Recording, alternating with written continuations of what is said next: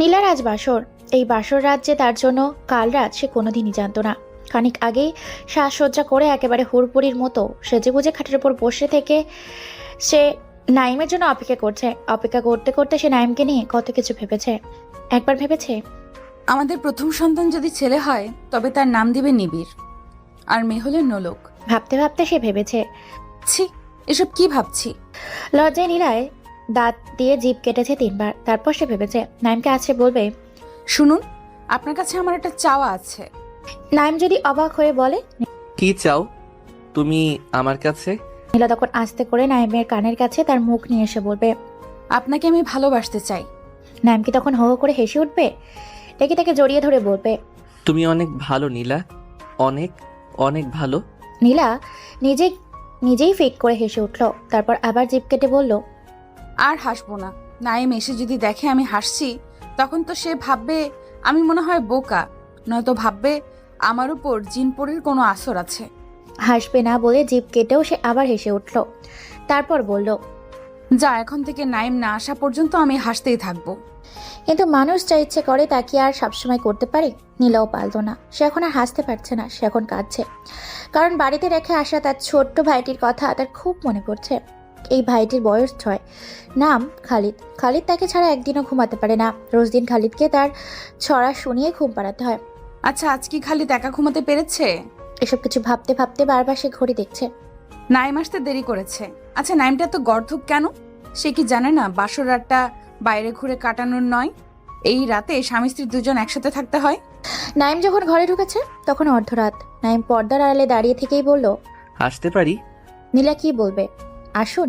না, নীলা কিছুই বলল না। নাইম এবার সালাম দিল, বলল, আসসালামু আলাইকুম, আমি নাইম, আপনার বর। আজ আমাদের বাসর, আপনার ঘরে আসতে যাচ্ছি বাসর পালনের জন্য। আমি কি আসতে পারি? নীলা ফিক করে হেসে উঠল নাইমের কথা শুনে। তারপর গুটি গুটি পায়ে দরজার কাছে এগিয়ে এসে বলল, ওয়ালাইকুম সালাম, আসুন। নাইম ঘরে ঢুকতেই তার পা ছুঁয়ে সালাম করতে চাইল নীলা, কিন্তু নাইম সালাম করতে দিল না। সে খানিক সরে গিয়ে বলল, সালাম করতে হবে না, তার চেয়ে বরং আপনি আমার একটা হাত ধরুন। নীলা সত্যিই লজ্জায় মরে যাচ্ছিল, তবুও সে নাইমকে একটা হাত ধরলো। এবার নাইম মুচকি এসে বলল, এখন আমায় জায়নামাজের কাছে টেনে টেনে নিয়ে যান। নীলা নাইমকে টেনে টেনে জায়নামাজের কাছে নিয়ে গেল। তারপর নাইম বলল, নীলা এভাবে রোজ দিন আমায় আপনি জায়নামাজের কাছে টেনে নিয়ে যাবেন। ঘুমাবার আগে রোজ দিন আমরা জায়নামাজে 2 রাকাত নামাজ আদায় করে বলবো, হে আল্লাহ, আপনার প্রতি আমরা শুকর আদায় করছি। আস্তে করে বলল। আচ্ছা। তারপর তারা 2 রাকাত শুকরিয়া নামাজ আদায় করলো। নাইম এবার বলল, নীলা, আপনি কি আমায় 1 গ্লাস পানি খাওয়াতে পারেন? নীলা বলল, জি। বলেই সে উঠতে চাইলো, কিন্তু সে উঠতে পারলো না। পেছন থেকে তার হাতটা টেনে ধরলো নাইম। লজ্জায় লাল হয়ে পেছনে তাকালো নীলা। নাইম তাকিয়ে সে চমকে উঠল। নাইমের চোখে জল, কিন্তু অদ্ভুত ব্যাপার, নীলা খানিক ভয়ও পেল। সে সঙ্গে সঙ্গে নাইমের পাশে বসে বলল, নাইম। আপনি কি আমার প্রতি ক্রোধ কিংবা আমায় পছন্দ হয়নি আপনার? জল ভরা চোখে নীলার দিকে অনেকক্ষণ তাকিয়ে রইল। তাকিয়ে থেকে নীলার হাতটা আরো শক্ত করে ধরে তার বুকের কাছে টেনে নিয়ে বলল, এই যে এখান থেকে আওয়াজ আসছে, আমার হৃৎপিণ্ড বলছে আপনাকে আমি ভালোবেসে ফেলেছি। আপনি আকাশের চাঁদের চেয়েও সুন্দর। তবে কাঁদছেন কেন? নাইম তার বাম হাতের পিঠ দিয়ে চোখ মুছতে মুছতে বলল, খুশিতে। আমার জীবনে প্রথম স্পর্শ আপনি, আর আপনি আমার প্রথম প্রেম, ভালোবাসা। নীলা লজ্জায় আড়ষ্ট হয়ে যেতে যেতে বলল, তবে যে আপনি আপনি করে ডাকছেন আমায়?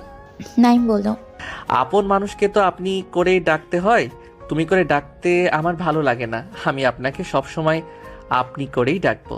নীলা ফিক করে হেসে উঠে বলল, পানি নিয়ে আসি?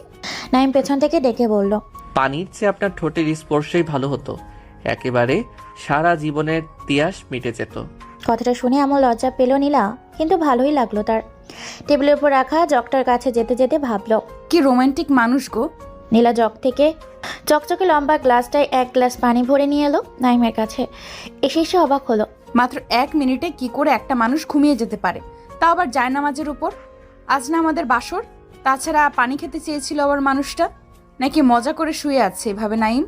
নীলা ভাবলো সেও মজা দেখাবে, পেটের মাঝে এমন গুঁতা দিবে যে বেচারা খ্যাক করে হেসে উঠবে। নীলা এক হাতে জলের গ্লাসটা ধরে অন্য হাতে নাইমের পেটে 1 গুঁতা দিল। নাইম কিছুতেই নড়ল না। তখন কেন জানি আচমকা ভয়ে নীলার সারাটা শরীর জমে উঠল। নীলার হাত থেকে টুপ করে জল ভর্তি গ্লাসটা মাটিতে পড়ে কয়েক টুকরো হয়ে গেল। নীলা ভয়ে ভয়ে এগিয়ে গেল নাইমের শরীরে। নাড়া দিতেই বুঝতে পারলো নাইমের শ্বাস প্রশ্বাস চলছে না। সে যেন হঠাৎই নিজেকে বিশ্বাস করতে পারছে না। তাই সে নাইমের গায়ে তীব্রভাবে নাড়া দিতে দিতে ডাকলো, এই যে শুনুন। একবার, দুইবার এবং বারবার ডাকলো নীলা, কিন্তু কিছুতেই কাজ হলো না। শেষে কোনো কিছু বুঝতে না পেরে নীলা বোকার মতো চিৎকার করে কেঁদে উঠল। তার কান্নায় শেষ রাতের আকাশ, বাতাস, তারা পূর্ণ যুবতীর চাঁদটাও কেঁপে উঠল। কিন্তু নাইমের কোনো সাড়া মিলল না। সে যেভাবে ছিল ঠিক সেইভাবেই পড়ে রইল। নীলায় কান্নায় গলায় শোনা বাড়ির সবাই জেগে উঠল। ভয়ে ভয়ে তারা এগিয়ে এলো নীলার ঘরের দরজার কাছে। এর মধ্যে সবচেয়ে বেশি ভীত সন্ত্রস্ত দেখাচ্ছে নাইমের মা সালমা বেগমকে। তিনি দরজার পাশে দাঁড়িয়ে থেকে কাঁপছেন। কাঁপতে কাঁপতে তিনি দরজায় কর্নেলে বললেন, কি হয়েছে বৌমা, কাঁদছো কেন? দরজা খোলো। নীলা তার শাশুড়ির গলা শুনতে পেয়ে আরো ভয় পেয়ে গেল। এবার সে নাইমের মৃত্যুর শোকে চেয়ে নিজেকে নিয়েই ভাবতে লাগলো, আচ্ছা, দরজা খুলে যদি শাশুড়ি দেখে নিজের ছেলে মরে পড়ে আছে বাসর ঘরে জায়নামাজের ওপর, তখন তিনি বিষয়টা স্বাভাবিকভাবে নিতে পারবেন তো, নাকি সব দোষ দিয়ে বসবেন তাকে? তার চুলের মুঠি টেনে ধরে বলবেন, কাল নাগিনী, তুই আমার ছেলের দংশন করতেছস? তোরে আমি ছাড়তাম না, জেলে দিতাম। নীলা ভয় হচ্ছে, ভীষণ ভীষণ ভয়। সে কি দরজার খিল খুলে দিবে? নীলা ধীর পায়ে দরজার পাশে গিয়ে দাঁড়ালো। তার হাত পা প্রচণ্ড রকমের কাঁপছে আর ফুপানি কান্না আসছে। তার হঠাৎ করে মনে পড়ছে সপ্তাহখানেক আগের কথা।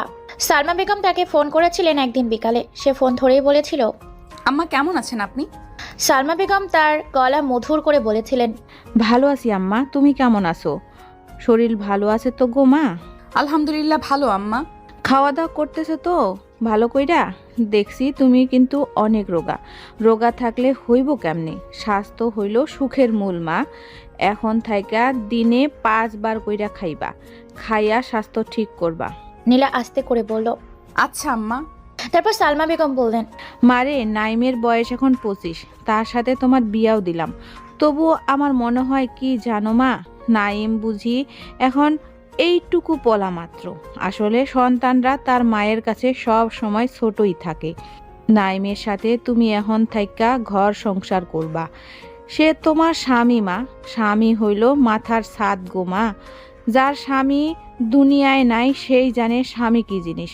তুমি তো বেহুলার মতো জানো, তুমি তো বেহুলার কথা জানো।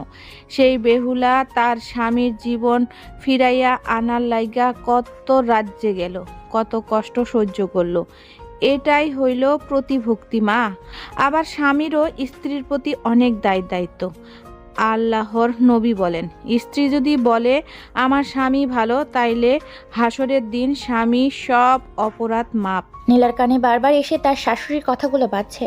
আর বাহির থেকে তখন নাইমের ছোট ভাই সেলিম চিৎকার করে ডাকছে, ভাবি, ও ভাবি, দরজা খুলেন, খুলেন বলছি। সাথে সাথে সালমা বেগমও ডাকছেন, বৌমা, বৌমা গো, এই নাইম, এই বাজান, কি হইছে তোমার ঘরে? বউ কান্দে কেল লাগা, দরজা খুল বাজান। এই সময় একটা কুকুর বাইরে দাঁড়িয়ে ঘেউ ঘেউ করে আর্তরাদ করে উঠল। নীলা ভয়ে আতকে উঠে চিৎকার করে বলল, ও আল্লাহ রে আল্লাহ। সেলিম এই সময় লাথি দিয়ে দরজা ভাঙতে চাইলো, কিন্তু দরজা ভাঙলো না, খানিক নড়লো শুধু। তারা এবার ভয়ে জমে যেতে লাগলো।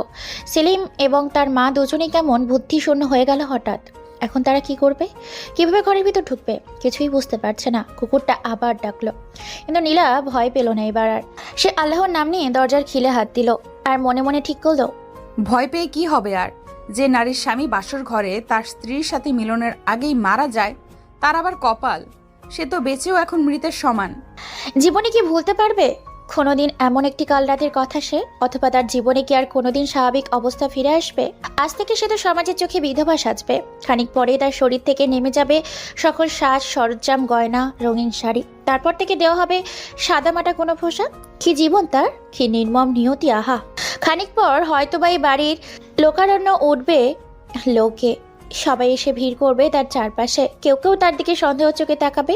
খুনি, পিশাচিনী, ডাইনি, চরিত্রহীন এবং অসতী বলে ডাকতে থাকবে। আবার কেউ কেউ সহমর্মিতাও দেখাবে, আফসোস করে বলবে, আহা কি কপাল গো মেয়েটার, বড় দুর্ভাগা মেয়ে। এমন যেন আর কারোর সাথে না হয়। এসব কথা শোনার থেকে কি জেলে যাওয়া ভালো নয়? আদালতে বিচারক যদি তার উপর দোষারোপ করে তাকে ফাঁসির আদেশও দেয়, তবে তা হবে তার উপর বিচারকের একটা সহমর্মিতা। সে হাসি মুখে কাঠগড়ায় দাঁড়িয়ে তখন বলবে, আপনাকে আল্লাহ দীর্ঘজীবী করুন। দরজা খুলতেই ওরা চট জলদি ঘরে প্রবেশ করলো। সেলিম এদিক ওদিক তাকিয়ে বলল, ভাইয়া কই? নীলা তখনও কাঁদছে, কান্না থামাতে পারছে না। সে কান্না ভরা গলায় বলল, আপনার ভাইয়া আর কথাটা শেষ করতে পারল না নীলা, থরাম করে পড়ে গেল জালিমের উপর। সেলিম দ্রুত তাকে ধরল, কিন্তু ততক্ষণে নীলা জ্ঞান শূন্য হয়ে গেল। সেলিম যখন নীলার মুখের দিকে লক্ষ্য করলো, তখন দেখলো ওর মুখ দিয়ে ফেনার মতো কি যেন বের হচ্ছে, আর এক পাটির দাঁতের সাথে আর এক পাটির দাঁত একেবারে মিশে গেছে। সে তখন ভয়ানক গলায় বলল, আম্মা ভাবির অবস্থা খারাপ। সালমা বেগম কি করবেন এখন? খানিক সময়ের জন্য তিনি বোবা বনে গিয়েছিলেন। একটু পর যখন তার খেয়াল হলো বিপদের সময় সাহস রাখতে হবে বুকে, তখন তার বুকে আপনা আপনি বল ফিরে এলো। তিনি নীলার মাথাটা নিজের কোলে টেনে নিতে নিতে বললেন, বালতি দিয়া পানি নিয়ে আয়। সেলিম দৌড়ে গিয়ে পুকুর থেকে বালতি ভরে পানি নিয়ে এলো। সালমা বেগম নীলার মাথাটা উঁচু করে ধরে তার মাথায় পানি ঢালতে লাগলেন, আর মনে মনে বড় ভক্তির সহিত চোপতে লাগলেন, লা ইলাহা ইল্লা আনতা সুবহানাকা ইন্নী কুনতু মিনাজ জালিমিন। প্রায় আধা ঘন্টা ধরে মাথায় পানি ঢালার পর নীলার জ্ঞান ফিরল। জ্ঞান ফেরার পর সে আবার চিৎকার করে কেঁদে উঠল। কাঁদতে কাঁদতে সে বলল, আম্মা, আম্মা গো, আপনার ছেলে আর নাই। সালমা বেগম কথাটা শুনে যেন বিশ্বাস করতে পারলেন না। তিনি শুধু চোখ বড় বড় করে নীলার দিকে তাকালেন। সেলিম এই সময় জায়নামাজের ওপর শুয়ে থাকা তার ভাইয়ের কাছে গেল। নীলা কাঁদতে কাঁদতে আবার বলল, আম্মা, আপনার ছেলে আর নাই। সালমা বেগম এবার বুঝতে পারলেন সবকিছু। ওদিক থেকে সেলিমও চিৎকার করে কেঁদে উঠেছে। সে নাইমের ওপর ঝুঁকে পড়ে তার এক হাত ধরে চিৎকার করে ডাকছে, ভাইয়া, ভাইয়ার কথা হস না কেন রে ভাই? আমার লক্ষ্মী ভাই, তুই কথা ক। সালমা বেগম কিন্তু মোটেও চিৎকার চেঁচামেচি করলেন না, শব্দ করে কাঁদলেন না। শুধু দেখা গেল তার চোখের কোণে গড়িয়ে সরু নদীর মতো জলের তোর নামছে। তিনি সেই জল হাত দিয়ে মুছলেনও না। ধীরে সিস্তে পা ফেলে তিনি তার ছেলের কাছে গেলেন। ওখানে গিয়ে তিনি দেখতে পেলেন জায়নামাজের উপর তাই দুই ছেলে, এক ছেলে জীবিত আর এক ছেলে মৃত। মৃত ছেলেটা শুয়ে আছে জায়নামাজের উপর। সালমা বেগম ছেলেদের পাশে বসলেন। সেলিম খুব পাগলামি করছে, চিৎকার চেঁচামেচি করছে, বারবার ডাকছে তার মৃত ভাইটিকে। সালমা বেগম নাইমের মাথাটা তার কোলের ওপর টেনে নিলেন। তারপর চেয়ে থাকা চোখ দুটো বন্ধ করে ডাকলেন নীলাকে, বললেন, বোমা, এইদিকে আসো। সেলিম তার মার কথার ওপর চিৎকার করে বলল, এই মহিলা এখানে আসবো কেন? আমার ভাইরে সেই মারছে, খুন করছে, নাইলে একটা সুস্থ স্বাভাবিক মানুষ হঠাৎ মরে যাবে কেন? সালমা বেগম সেলিমকে ধমক দিয়ে বললেন, চুপ করো বলছি। চুপ করব? কেন চুপ করব? খুনিকে খুনি বলবো না তো কাকে বলবো? এই মহিলা খুব পরিকল্পনা করে আমার ভাইটারে মারছে। নীলা সেলিমের কথাগুলো শুনেছে, কিন্তু এসব কথা তাকে মোটেও অবাক করে দিচ্ছে না, কিংবা সে ভয়ও পাচ্ছে না এখন আর। কারণ সে জানতো বেহুলার কোনো দোষ না থাকা সত্ত্বেও স্বামীর মৃত্যুর জন্য তাকে দোষারোপ করা হয়েছিল। বেহুলা তো যেভাবেই হোক কষ্টে তার স্বামীকে সুস্থ করে নিজের সতী নিরপরাধ প্রমাণ করেছিলেন, কিন্তু সে কি করে নিজেকে সতী নিরপরাধ প্রমাণ করবে? তার তো আর কোনো উপায় আর নেই। সালমা বেগম আবার ডাকছেন নীলাকে। নীলা আবার হেঁটে যাচ্ছে তাদের কাছে। সেলিম এবারও বলছে, খবরদার কইলাম নাইনি, তুই খবরদার খালি আরেক পাও এদিকে আগেলে আমি তোরে খুন করে ফেলবো। সেলিমের মুখ থেকে এমন একটা ভয়ঙ্কর কথা শোনার পর সে এগিয়ে আসছে, কিংবা তার শাশুড়ি তাকে ডেকে নিয়ে কি করে বসেন তাও সে জানে না। ছেলের খুনি হিসেবে তাকে দোষারোপ করে খুনটুনো তো করে ফেলতে পারেন, তবুও নীলা ভয় পাচ্ছে না। সেলিম এখনো চিৎকার করে বলছে, এই খুনি থাম, তুই এইদিকে একটা পাও আর ফেলবি না বলছি। আমি কিন্তু তোরে খুন করে ফেলবো, সত্যি খুন করে ফেলবো। নীলা তবুও এগিয়ে যাচ্ছে। কি সাহস তার! সেলিম খানিক ক্ষিপ্রই ছিল তখন। হঠাৎ এইভাবে নিজের সবচেয়ে কাছের মানুষটার মৃত্যু তাকে উন্মাদ করে তুলল, এবং তার ভেতর খুব করে সন্দেহ ঢুকে গেল যে নাইমের মৃত্যুটা কোনো স্বাভাবিক মৃত্যু নয়। তার ভাবে নীলা খুব কৌশল করে তার ভাই থেকে দুনিয়া থেকে সরিয়ে দিয়েছে। এই সন্দেহ থেকেই তার জেদ বেড়ে গেল। সে প্রতিশোধের আগুনে জ্বলে পুড়ে ছারখার হয়ে যেতে যেতে ভাবলো তাকে প্রতিশোধ নিতে হবে। যে করে হোক তার ভাইয়ের মৃত্যুর প্রতিশোধ নিতে হবে তাকে। খুনের বদলে খুন করতে হবে। তাই নীলা তাদের কাছে ঘেঁষতেই মেঝেতে পড়ে থাকা গ্লাসের ভাঙা এক টুকরো ছুঁড়ে মারল নীলার ওপর। নীলা সরে গিয়েও নিজেকে বাঁচাতে পারল না। সেলিম ফের ঢিল ছুড়ল। সেই ঢিল গিয়ে তার কপালে ঠিক ডান পাশটায় লাগলো, আরেকটু হলে চোখে পড়তো। নীলা নিজেকে হঠাৎ বিশ্বাস করতে পারল না। এটা কিভাবে করে ফেলতে পারলো সেলিম? তবে কি তার দুর্দশা শুরু হয়ে গেল? নীলা তার কপালে হাত দিয়ে দেখলো অনেকখানি জখম হয়ে গেছে।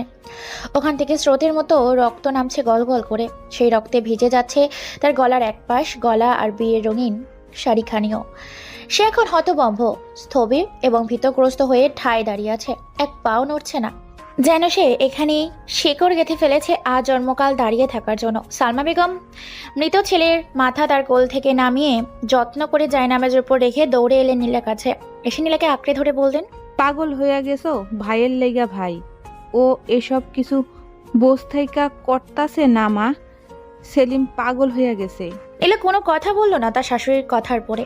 সে যেভাবে ছিল সেইভাবে দাঁড়িয়ে আছে এখনো। তুমি আসো, আমার সাথে আসো। নীলাকে ধরে তার শাশুড়ি ঘরের বাইরের উঠোনের দিকে নিয়ে গেলেন। উঠোনের পাড়ে মস্ত পুকুর, পুকুরের পাড়ে নানান গাছগাছরা, সবুজ দুর্বা। সেই দুর্বার শীর্ষে জমে আছে বিন্দু বিন্দু শিশির। সালমা বেগম ওখান থেকে শিশির মাখা কিছু দুর্বা ঘাস ছিঁড়ে হাতের তালু দিয়ে থেতলে তা এনে লাগিয়ে দিলেন নীলার কপালে।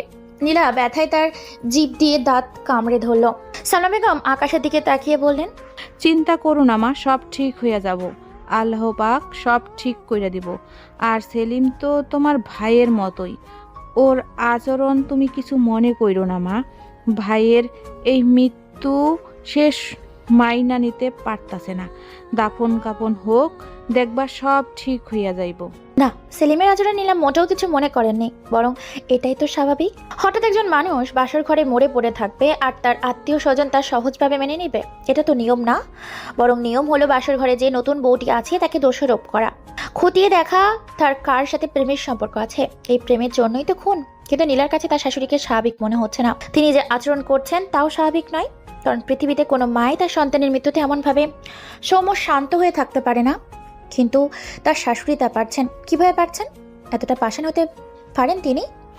কিছুতেই নীলার তা বোঝা আসছে না। ফজরের আজান হয়েছে, একটা দুটো পাখি ডাকতে শুরু করেছে। সালমা বেগম পুকুরে গিয়ে অজু করলেন, তারপর ঘরে ফিরে জায়নামাজ বিছিয়ে ফজরের নামাজ আদায় করলেন। নামাজ পড়ে তিনি 2 হাত তুললেন খোদার দরবারে। দোয়াতে তিনি বললেন, হে মাবুদ, তুমি এত বড় পাষাণ কেন গো মাবুদ? মাবুদ, আমার ছেলের সব থাইকা আনন্দের দিনে তারে তুমি কাইরা নিলা আমার বুক থাইকা। কেন নিলা, কেন? সালমা বেগম কাঁদছেন, পাগলের মতো কাঁদছেন। তার কান্নায় বাড়িটা কেবল থরথর করে উঠল। এবার তার সাথে কান্নার গলা মেশালো সেলিম। সে তার মায়ের কাছে এসে মার গলা জড়িয়ে ধরে বলল, ভাইয়া নাই আম্মা, আমার কলিজা টুকরা ভাইয়া নাই। সালমা বেগম ছেলের মাথায় হাত বুলিয়ে দিতে দিতে বললেন, নিয়তি, নিয়তি রে বাপ। এই পৃথিবীতে নিয়তির খেলা হইল সবচেয়ে বড় খেলা। নিয়তির চাইতে বড় কোনো সত্য নাই বাপ। সেলিম ফুপিয়ে উঠল আবার। সে বলল, আম্মা, আমি নিয়তির উপর ছাড়বো না বিষয়টা। আমার মন বলছে ভাবির হাত আছে ভাইয়ার মৃত্যুতে। মানুষের মৃত্যুকে মানুষের কোনো হাত থাকে না রে বাপ, হাত থাকে আল্লাহর।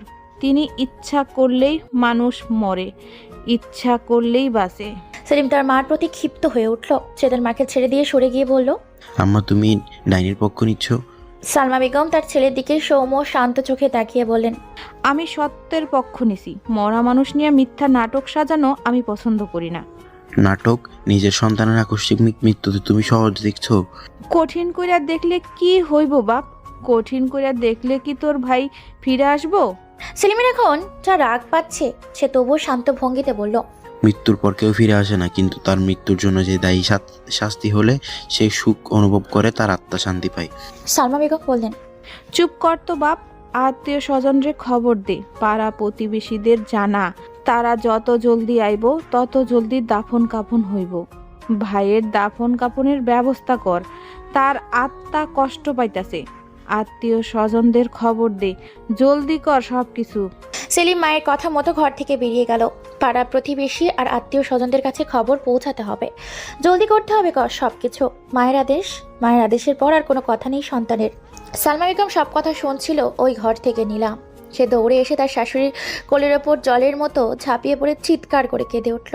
কাঁদতে কাঁদতে বলল, আম্মা, আম্মা, আমার ভাগ্য এত মন্দ কেন গো আম্মা? সালমা বেগম নীলাকে সান্ত্বনা দিতে চেয়ে নিজের গলা ছেড়ে কেঁদে উঠলেন। এই যে চেষ্টা করেও কান্না থামাতে ভাবলেন তিনি, খাটলে তো নীলা সেলিমার ভেঙে পড়বে। কিন্তু তিনি নিজেকে আর ধরে রাখতে পারলেন না। মুহূর্তে 2টি মেয়ে মানুষের কান্নার বাড়িতে কান্না বাড়ি হয়ে উঠল। ততক্ষণে খবর পেয়ে বাড়ির মানুষের জটলা শুরু হয়েছে। পাড়ার প্রতিবেশী আর আত্মীয় স্বজনেরা আসতে শুরু করেছে ধীরে ধীরে। খবর পেয়েছেন নীলার বাবাও, কিন্তু তিনি এই কথা নীলার মাকে জানাননি। তিনি বলেছেন নীলার শাশুড়ি হঠাৎ অসুখ করেছে, বাঁচার সম্ভাবনা ক্ষীণ, তাই নাকি ইচ্ছে বিআই বেআইনের সাথে দেখা করার, কথা বলার। এই কথা বলেই তিনি নীলার মা ও জাহানারাকে নিয়ে নীলার শ্বশুরবাড়ির উদ্দেশ্যে যাত্রা করেছেন।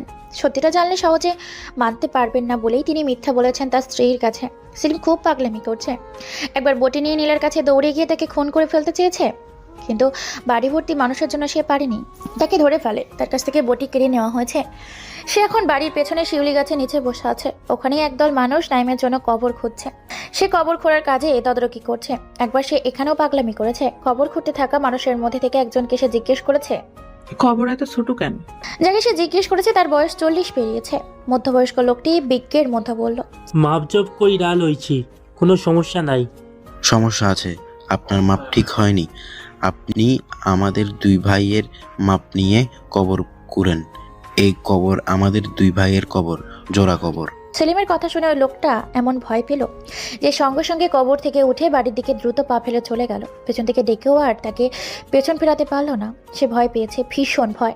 নীলার বাবা মা এসে গেছেন। নীলার মা কিভাবে যেন বাড়ির চৌহট্টি পর্যন্ত আসতেই বুঝে গেলেন আসলে কি ঘটেছে এই বাড়িতে। তিনি দ্রুত পায়ে বাড়ির ভেতরে ঢুকলেন। তারপর সর্বহারা কোন মা পাখির মতো আর্তনাদের গলায় ডাকলেন, নীলা, নীলা মারে। নীলা তখন বসে বড় ঘরের খাটের ওপর, না বউ সেজে না বিধবার পোশাকে, সাদা শাড়ি, গায়ের সকল অলংকার খুলে ফেলা হয়েছে। তার দুগালে জলের দুদাগ বসা আছে, তবুও তাকে কি সুন্দর লাগছে।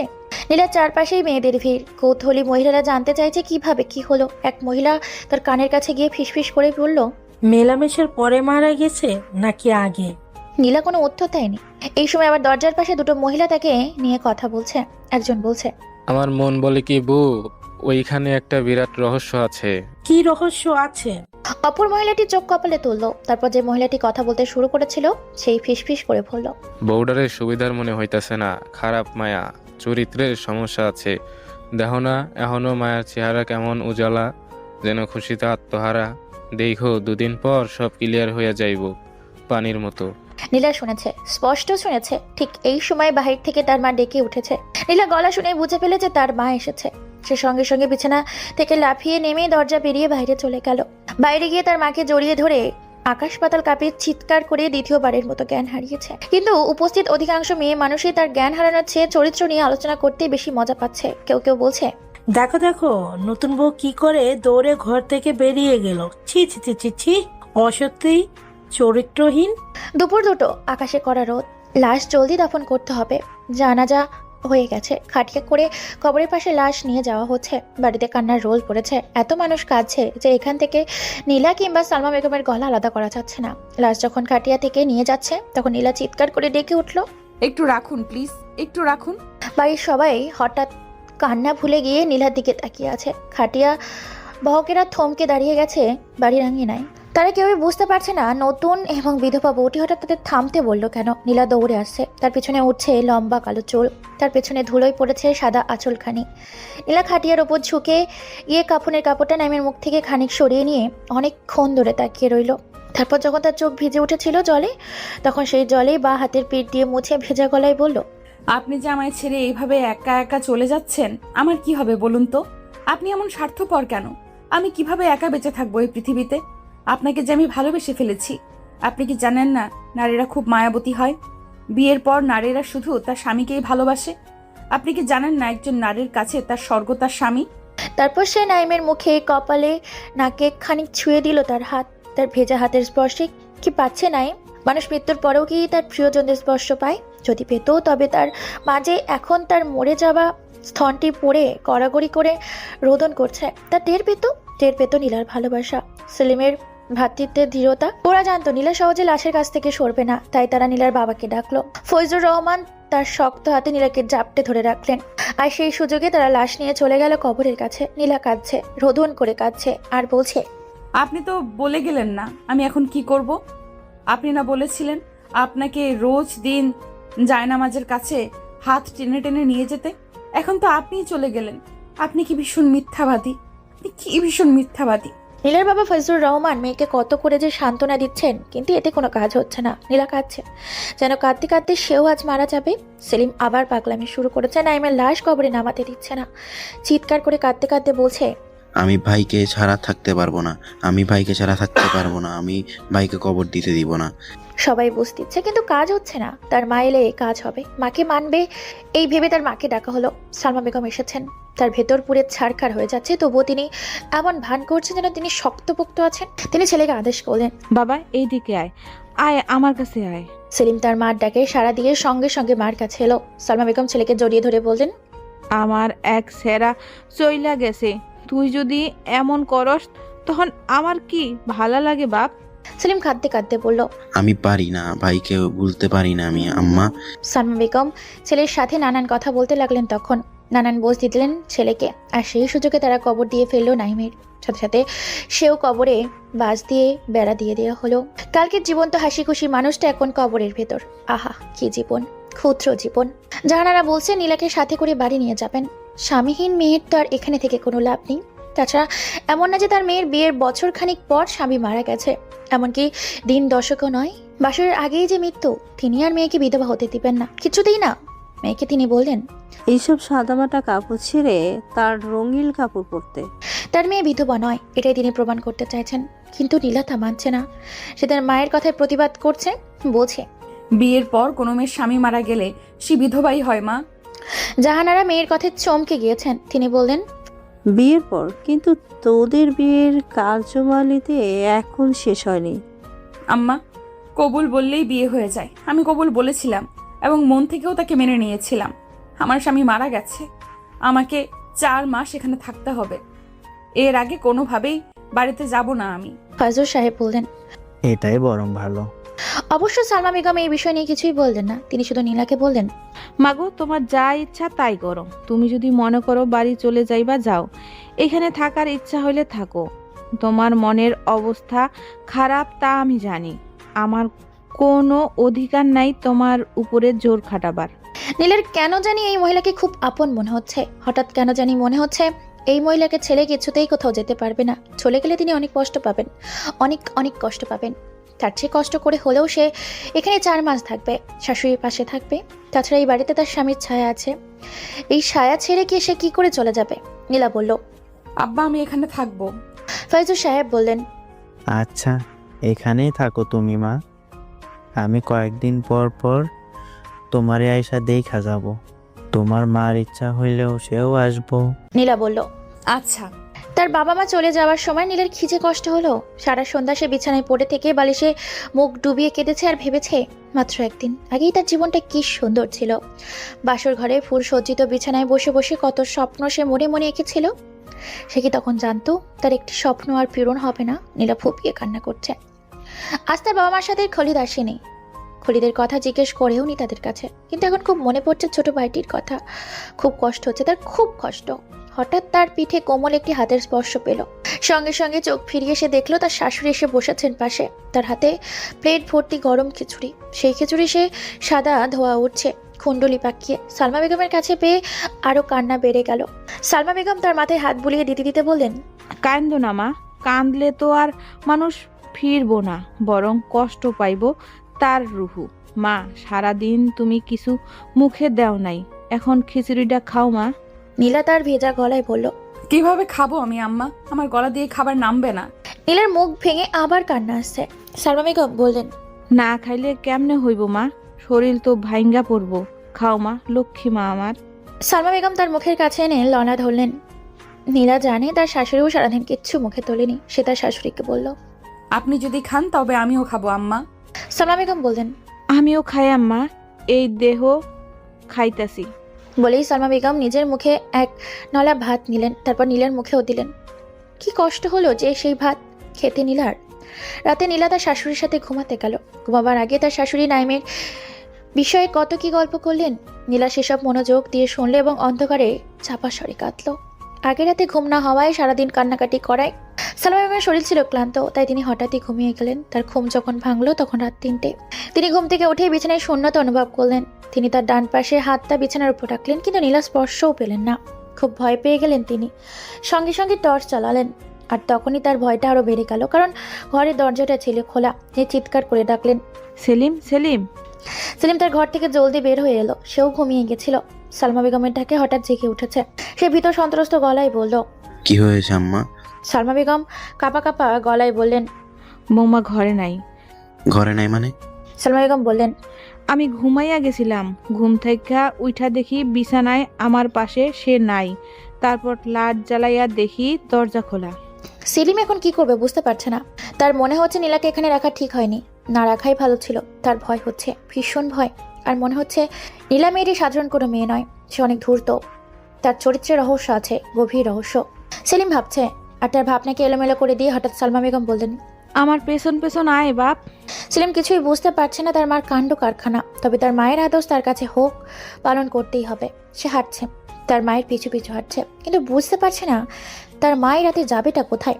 নাইমের কবরের চারপাশে বাঁশ দিয়ে ঘেরা। নীলা সেই বেড়ার ওপর হাত রেখে দাঁড়িয়ে আছে। কবরের দিকে তখন গুটি কয়েক জোনাকি পোকা মিটমিট করে চলছে। দূরের বন থেকে খামিনী ফুলের মিষ্টি অথচ মন করা গন্ধ আসছে বাতাসে ভেসে। নীলা হঠাৎ কথা বলল, আপনি আমায় ডেকেছিলেন কেন? ভয় পেয়েছিলেন বুঝি একা একা? না, আমি ভয় পাই না, আমি পুরুষ মানুষ। পুরুষ মানুষ কখনো ভয় পায় না। তাহলে ডেকেছিলেন কেন? আপনার সাথে কথা বলতে খুব ইচ্ছে করছিল। সারাদিন তো মানুষ ছিল আমার চারপাশে, তাই কথা বলতে পারিনি। এখন পরিবেশ নীরব, নিস্তব্ধ, কেউ নেই আমার পাশে। এই তো কথা বলার সময়, তাই আমি আপনাকে ডেকেছি। আমার সাথে আপনার এত কথা বলতে ইচ্ছে হয় কেন? আমি আপনার কে? এমন উদ্ভট প্রশ্ন শুনে নাইমের যা মন খারাপ হলো, তবুও কি প্রিয়তম স্ত্রীকে তার মন খারাপই দেখানো যায়? সে মিষ্টি হেসে বলল, স্ত্রী? আপনি আমার স্ত্রী হন। স্ত্রী? স্ত্রীকে তো আপনি ভালোই বাসেন না। ভালোবাসলে কি আর একা ফেলে চলে যেতেন? আমি আপনার সাথে কথা বলবো না, একটা কথাও বলবো না। এই সময় নাইম কাঁদো কাঁদো গলায় বলল, বিশ্বাস করুন, আমি আপনাকে খুব ভালোবাসি বলেই তো আপনাকে ডাকি। আমি ডাকলেই আপনি কিন্তু রোজ দিন আসবেন, আমরা রাতভর জেগে জেগে গল্প করব। নীলা এই কথা শুনে খিচে খুশি হলো। সে ফিসফিস করে বলল, আপনাকে একটা কথা বলবো আমি? বলুন। আমিও আপনাকে ভালোবাসি। কথাটা বলে সে লজ্জায় মুখ লাল করে ফেললো। এই সময় নাইম বলল, আপনি কি আমার পাশে একটু শুবেন? আমার খুব ইচ্ছে একসাথে দুজন শুয়ে থাকতে। নীলা মৃদু হেসে লজ্জায় লুকিয়ে যেতে চাইলো, শব্দ করে বলল, আচ্ছা। তারপর নীলা একেবারে কবরের গা ঘেঁষে মাটিতে শুয়ে পড়ল এবং অল্পক্ষণের ভিতর ঘুমে তলিয়ে গেল। সালমা বেগম টর্চের আলোতে দূর থেকে দেখলেন কবরের পাশে সাদা কাপড়ের মতো কিছু একটা চকচক করছে। তিনি দ্রুত পা ফেললেন, কবরের পাশে গেলেন। তার পেছন পেছন গেল সেলিমও। তিনি কাছে গিয়ে চমকে উঠলেন। নীলা শুয়ে আছে কবরের গা ঘেঁষে, তার পরনে সাদা থান শাড়ি। সেই শাড়িটাই সারাদিন তার পরনে ছিল। রাতেও এই শাড়ি পরেই ঘুমাতে গিয়েছিল। সাদা শাড়ি পরে সবুজ লতা পাতার ওপর শুয়ে ঘুমিয়ে থাকা নীলাকে কি যে পবিত্র দেখাচ্ছে। এমন একটা লক্ষ্মী মেয়ের জীবন এত কষ্ট কেন? সালমা বেগমের চোখে জল নেমে এলো মুহূর্তে। সেলিমও তার চোখে হাত দিল। তার চোখেও কি খানিক ভিজে উঠেছে জলে? সালমা বেগম নীলার গা স্পর্শ করে আস্তে করে ডাকলেন, বৌমা, ও বৌমা। নীলা চমকে উঠে তাকাতেই দেখলো তার শাশুড়ি তার গা ছুঁয়ে আছে এবং চারিদিকে তাকিয়ে দেখলো ঘন অন্ধকার। সে অন্ধকারের ভিতর টর্চ হাতে দাঁড়িয়ে আছে সেলিম। সেলিমকে দেখে তার ভয়ে বুক জমে উঠল। সালমা বেগম বলেন, মা, এইখানে তুমি আসলা কেন এত রাতে? জায়গাটা তো ভালো না। নীলার কথা বলল না। সে চুপচাপ উঠে বাড়ির পথ ধরল। সালমা বেগম আর কিছু বললেন না, চুপচাপ হাঁটছেন। কথা বলল সেলিম। সে থমথমে গলায় বলল, কাল সকালে ওনার বাপের খবর দিব আম্মা। কি খবর দিবি? আতকে ওঠা গলায় জিজ্ঞেস করলো সালমা বেগম। সেলিম বলল, এইখানে ওনার কোনো ভরসা রাখবেন আপনি? ওনার ব্রেইনে সমস্যা, পাগল ছাড়া কি নিশিরাতে কেউ এমন কবরের পাশে গিয়ে শুয়ে থাকে? নীলা কথাগুলো শুনছে আর হাঁটছে। তার কাছে এই কথাটির জবাব আছে, কিন্তু সে জবাব দিচ্ছে না, কারণ কথাটি তার কাছে সরাসরি বলেনি সেলিম। কথা বলেছে সালমা বেগমের কাছে। সালমা বেগম জবাব দিলেন, বলেন, বৌমা পাগল হইলে তো তুইও পাগল। তুইও তো ভাইয়ের লগে কবরে থাকতে চাইছিলি। সেলিম কি বলবে এখন? তার কাছে তো কোনো যুক্তি নেই। তবুও সে বলল, আম্মা, তুমি শুধু শুধু বিপদ ডাইকা আনতেছো। ওনার এইখানে থাকার কোনো মানে হয় না। ভাইয়া তো আর এখন নাই, আর ওনারও তো একটা ভবিষ্যৎ আছে। এখানে না থেকে বাড়িতে থাকলে উনি ভালো থাকবেন। ওনাকে বাড়িতে পাঠিয়ে দাও। সালমা বেগম ছেলেকে তখন ধমক দিলেন। কোনোদিন ছেলেকে তিনি ধমক দেননি। সেলিমের মন খারাপ হলো, খুব মন খারাপ হলো। সালমা বেগম এ নিয়ে মাথা ঘামালেন না। তিনি ধীর পায়ে নীলার কাছে গেলেন। তারপর তার একটা হাত টেনে ধরলেন। নীলা ভয়ে জমে যাওয়া শরীর নিয়ে থমকে দাঁড়ালো। সালমা বেগম তখন স্পষ্ট গলায় বললেন, নীলা আজ থেকে আমার বৌমা না, শুধু সে আমার মাইয়া। আমার মাইয়া আমারে সাইরা কোনো দিন যাইব না, কোনো দিন না। তার শাশুড়ি এই ভরসার কথাটি শুনে অনিলের কান্না পেয়ে গেল। কি অদ্ভুত! নারীরা অত মায়াবতী হয় কেন? ঘরে ফিরে সালমা বেগম দু চোখ আর এক হলো না। অনেকক্ষণ শুয়ে থাকার পর তিনি নীলাকে বললেন, বৌমা, তুমি আর ওইখানে যাইও না, কেমন মা? নীলা বড় কাতর গলায় বলল, আমি তার কথার অবাধ্য হব কি করে আম্মা? তিনি যে আমার স্বামী। সালমা বেগম চমকে উঠলেন। তার কথার অবাধ্য যাইবা মানে? আম্মা, তিনি আমার সাথে গল্প করতে ডাকেন। আমি ছাড়া আর কে গিয়ে তার সাথে গল্প করবে? সালমা বেগম বুঝতে পারলেন নীলা মানসিকভাবে অসুস্থ হয়ে গেছে। সে তার নিজের ভেতরেই নাইমের একটা সত্তা দাঁড় করিয়ে নিয়েছে। সেই সত্তা ডাকেই সাড়া দিয়ে সে রাত বিরাতে কবরের পানে ছুটে যায়, শুয়ে থাকে কবরের সাথে তার গা মিশিয়ে, কথাও বলে। সালমা বেগম বললেন, নাইম তোমার সাথে কথা বলে ওইখানে গেলে? বলে। কি কথা বলে? নীলা লজ্জায় বালিশে মুখ লুকিয়ে ফেলে বলল। কত কথা বলে। তারপর হিহি করে হেসে উঠল নীলা। কিন্তু এই হাসিটাকে সালমা বেগমের কিছুতেই অস্বাভাবিক বলে মনে হলো না, কিংবা নীলাকে তিনি পাগলও ভাবছেন না। নীলার ওপর দিয়ে কতটা ধকল গিয়েছে তা তিনি জানেন বলেই তিনি একজন মায়াবতী মা। শেষ রাতে মায়ের ওমের মতো শাশুড়ির গায়ের ওমের ভেতর শুয়ে থেকে চোখ মুদে এলো নীলার। আর তখনই কাণ্ডটা ঘটালো। সে ঘুম থেকেই দেখলো সন্ধ্যা হয়ে গেছে, আর তখন ঘরে কেউ নেই। সালমা বেগম কোথায় যেন গিয়েছে, শুধু ঘরে আছে সেলিম। তার চেহারা কেমন অগ্নিমূর্তর মতো ধারণ করেছে, তার ঠোঁটে কেমন শয়তানির হাসি ঝুলে আছে, আর তার কাঁধে একটা মস্ত কালো রাঙা ব্যাগ। সে এগিয়ে আসছে কেমন অদ্ভুতভাবে হেঁটে। তারপর নীলার কাছে এসেই তার একটা হাত টেনে ধরল। নীলাকে সে এবার টেনে হিঁচড়ে ঘর থেকে বের করে জঙ্গলের দিকে নিয়ে যাচ্ছে। নীলা ভয়ে আঁতকে উঠল। সে প্রায় সমস্ত শক্তি দিয়ে গলার এনে মিলিয়ে চিৎকার করে ডাকলো তার শাশুড়ি মাকে, কিন্তু শাশুড়ি মা তার ডাক শুনতে পেলেন না। কি ভয়ঙ্কর বিপদে পড়েছে নীলা। এই বিপদ থেকে তার বাঁচার উপায় কি? কে এসে বাঁচাবে এখন তাকে? শেষ রাতে মায়ের ওমের মতো নীলা চেষ্টা করছে তার হাত থেকে ছুটে যেতে। একবার কুটুস করে একটা কামড়ও বসিয়েছে সেলিমের হাতে, এতে সেলিমের কিছুই হলো না। সে শুধু হাসলো। সেই হাসির কি বিকট এক ভয়ঙ্কর আওয়াজ। হাসির শব্দে নীলার মনে হলে এই বুঝি তার কান ফেটে যাচ্ছে। সে ভয়ে ভয়ে বলল, আমায় আপনি কোথায় নিয়ে যাচ্ছেন এভাবে? সেলিম কোনো জবাবই দিল না, বরং সে তখন এমন ভাব করলো যেন নীলার কথাটা সে শুনতেই পায়নি। নীলার এখন খুব বাবার মুখটা মনে পড়ছে। ছোটবেলায় একবার বড় বিপদে পড়েছিল সে। তাদের বাড়ির সামনে সেই পুকুর আছে, সেই পুকুর ঘাটে সন্ধ্যাবেলায় পা ধুতে গিয়ে শ্যাওলায় পা পিছলে ধুম করে সে পড়ে গেল পুকুরের জলে। তখন আবার সে সাঁতারও জানে না। গভীর জলের দিকে গিয়ে দুধ তলিয়ে যেতে লাগলো। নিরুপায় নীলা তখন ভাবলো এই বুঝি আর সে আর বাঁচবে না, কিন্তু সে বেঁচে গেল। কিভাবে যেন তার বাবা টের পেয়ে সেই সন্ধ্যাবেলাতেই লাফ দিয়ে পুকুরে নেমে গেলেন। তারপর খুঁজে বের করে টেনে তুললেন তাকে। কিন্তু এবার কে বাঁচাবে তাকে? এখন তো বাবা অনেক দূরে। নীলাকে নিয়ে সেলিম নিয়ে এসেছে জঙ্গলের উঁচু মতো একটা পরিত্যক্ত ভিটেতে। সেই ভিটেতে নানান গাছগাছরা, কিছু কিছু গাছ এত বড় আর লম্বা যে মেঘ বের করে আকাশ ছুঁয়ে ফেলেছে। তারপর নীলা দেখলো পাশেই একটা ভাঙাচোরা কাঠের ঘর। সেই ঘর মানুষ শূন্য, আর ঘরটা দেখতেও কেমন জানি বুক থকথক করে ওঠে। ভয়ে গা জমে যেতে যায়। নীলা মনে মনে আল্লাহর নাম নিল। সে দোয়া ইউনুস জানে। এই দোয়া জপেই মাছের পেট থেকে বেঁচে গিয়েছিল নবী ইউসুন। এখন সে কি বাঁচতে পারবে এই দোয়া জপে? কিন্তু না, সেলিম আরো ভয়ঙ্কর কিছু করতে যাচ্ছে। সেবার নীলার শাড়িটা এক টেনে খুলে ফেললো। তারপর সেই শাড়ি দিয়েই নীলাকে মস্ত খুঁটিটার সাথে বেঁধে ফেললো। নীলা বলল, আল্লাহর দোহাই, আপনি আমার জীবন ভিক্ষা দেন। কিন্তু সেলিম তার অনুনয় শুনল না। সে তার ব্যাগ থেকে কেরোসিনের বোতল বের করে নীলার সারা শরীরে কেরোসিন ছিটিয়ে দিল। তারপর পকেট থেকে দেশলাই বের করে বলল, খুনের বদল খুন, খুনের বদল খুন, মৃত্যুর জন্য তুই প্রস্তুত হয়ে যা রাইনি। সেলিম জ্বলন্ত দেশলাইয়ের কাঠিটা নিয়ে এগিয়ে আসছে নীলার দিকে। নীলা চোখ বন্ধ করে প্রচণ্ড জোরে চিৎকার করে উঠল, বাঁচাও বাঁচাও। সালমা বেগম হঠাৎ আঁতকে উঠলেন নীলার চিৎকার শুনে। তিনি আধঘুমো চোখে তাকিয়ে দেখলেন নীলা থরথর করে কাঁপছে, আর তার শরীর কলকল করে ঘামছে। সালমা বেগম তার পিঠে হাত রেখে বললেন, কি হয়েছে মা, কি হয়েছে? খারাপ স্বপ্ন দেখছো গো মা? নীলার মুখ দিয়ে কোনো কথা বের হচ্ছে না। অনেকক্ষণ চেষ্টা করে পরপর বড় কষ্ট করে বলল, পানি খাবো। সত্যি পানির তেষ্টাই তার গলা শুকিয়ে কাঠ হয়ে গেছে। সালমা বেগম তড়িঘড়ি করে বিছনা থেকে লাফিয়ে উঠে রান্নাঘরে গেলেন। ওখান থেকে গ্লাস ভর্তি পানি এলে দিলেন নীলার হাতে। নীলা সেই পানি ভর্তি গ্লাস ঠকঠক করে গিলে ফেললো মুহূর্তে। তারপর হাঁপাতে হাঁপাতে বলল, সেলিম ভাই আমায় মেরে ফেলতে চায়। সালমা বেগম কিছুই বুঝতে পারলেন না। তিনি নীলার ভয় মাখা মুখটা দিকে ফ্যালফ্যাল করে তাকিয়ে লইলেন। নীলা তারপর সবকিছু খুলে বলল। সালমা বেগম হেসে বললেন, সকালবেলার স্বপ্ন হইল মিশা স্বপ্ন। এই স্বপ্ন দেখা ডোরানোর কিছু নাই মা। সকল মন্দ আল্লাহ পাক তোরাইয়া নিব। আসল কথা কি মা, নাইমের মরণের দিন সেলিমের আচরণে তোমার ভিতরে ডর ঢুকায় গেছে, এই জন্যই এমন স্বপ্ন দেখছো। নীলা কথা বাড়ালো না, চুপ করে রইল। সালমা বেগম বললেন, সেলিম ওইরকম না মা, তার ভেতরে রাগ গোসা বলতে কিছুই নেই, ঠান্ডা মানুষ। কিন্তু ওই দিন তার ভাইয়ের মৃত্যু তাকে অনেক কষ্ট দিছে। সেই কষ্ট সহ্য করতে না পাইরা সে তোমার লগে এমন করছে। নীলা বলল, মা, আমার এখানে ভয় করে। অনেক ভয় করে। সালমা বেগম হেসে বলল, কোনো সমস্যা নাই, তোমার আব্বার কাছে খবর পাঠাইছি, তিনি আইসা তোমারে নিয়ে যাইবেন, তারপর যখন ভয় কাটবো তখন আসবা। নীলা বলল, আচ্ছা। ফয়জুর রহমান এসেছে নীলাদের বাড়িতে, মেয়ের সঙ্গে করে নিয়ে যাবেন তিনি। কিন্তু সমস্যা হলো, নীলা এখন বলছে সে যাবে না। সে রান্নাঘরে গিয়ে তার শাশুড়ির কাছে কেমন মনমরা হয়ে বসে রইল। সালমা বেগম লক্ষ্য করে বললেন, মন মরা কেন গো মা? নীলা প্রায় কেঁদেই ফেললো। সে কেঁদে কেঁদে বলল, আমি যাব না আম্মা, এখানেই থাকবো।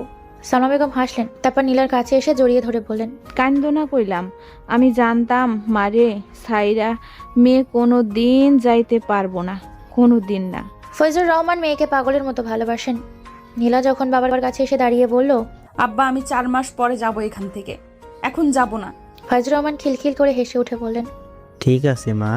নীলা তখন খালিদের কথা জিজ্ঞেস করলো। সে বলল, বাবা খালিদ কেমন আছে? ভালো আছে।